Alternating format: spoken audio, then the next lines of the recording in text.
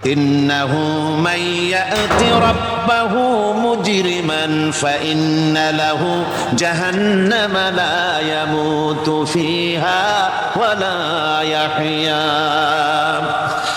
অপরাধী হয়ে ছেলেও আল্লাহর দরবারে উপস্থিত হবে, তার জন্য জাহান্নাম হবে, জাহান্নামে আল্লাহ দিবেন। আর ওই জাহান্নামে যখন লোকটা পড়ে যাবে, জাহান্নামের অবস্থা এমন হবে লা ইয়ামুতু ফিহা ওয়ালা ইয়াহইয়া, সে বাঁচবেও না মরবেও না, জীবন মৃত্যু একটা অবস্থা সৃষ্টি হবে।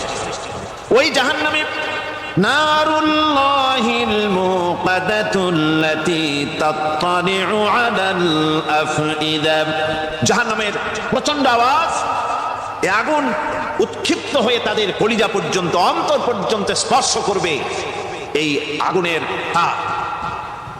আর এদের পাহারায় রাখা হবে ইন্নাহা আলাইহিম মুসাদাতুন ফি আমাদিন মুমাদ্দাদা, জাহান্নামীদের পাহারায় রাখা হবে নির্মম, কঠোর ব্যবহার, কর্কশ আওয়াজ, কর্কশ ভাষী এ ধরনের ফেরেশতাদেরকে রাখা হবে তাদের পাহারায়, তারা নিয়োজিত থাকবে।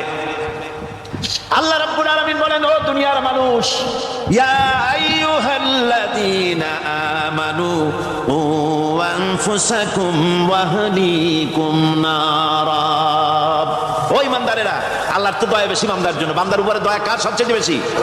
সবচেয়ে বেশি দয়া হলো বান্দার উপরে আল্লাহ। আল্লাহ চান না যে সে জাহান্নামে যাক, কঠিন জায়গা জাহান্নাম। আল্লাহ বলেন, ও মুমিনেরা, তুমি নিজে আর তোমার পরিবারবর্গকে জাহান্নামের আগুন থেকে রক্ষা করো, আগুন থেকে রক্ষা করো, জাহান্নামের রাস্তা থেকে তাদের ফিরাও। ওই জাহান্নাম, যেই জাহান্নামের ইন্ধন হবে মানুষ আর পাথর, ফিরাও জাহান্নাম থেকে মানুষকে, তোমার সন্তানদেরকে ফিরাও। আজকে যে সব সন্তানের আল্লাহ বলেন তুমি নিজে বাঁচো, আহল আয়ালকে বাঁচাও। যে সব সন্তান তোমার নামাজ নাই, রোজা নাই, আল্লাহ পরকালের চিন্তা নাই, যারা ইসলামকে বিশ্বাস করে না, যারা মনে করে কোরআন হচ্ছে বেহেশত দোজখের কথা শুধু, ওতে কোনো মানুষের অর্থনীতি, সমাজনীতি, রাজনীতির ব্যাপার নাই, মানুষের জীবনের দরকারি জিনিসগুলি সেখানে নাই। সুতরাং আমরা যদি দুনিয়ায় সুখ সমৃদ্ধি পেতে চাই, তাহলে আমাদেরকে মানুষের তৈরি করা মতবাদ মানতে হবে। এইভাবে ছেলেরা যখন মানুষের তৈরিকার মতবাদের এদিকে যখন দৌড়ায়, মা বাপ যদি তাদেরকে না ফিরায়, জাহান্নাম থেকে বাঁচাবার জন্য যদি চেষ্টা না করে, কিয়ামতের দিন ওই সন্তানেরা জাহান্নামে, যখন জাহান্নামের অর্ডার তাদের হয়ে যাবে, তারা বলবে রব্বানা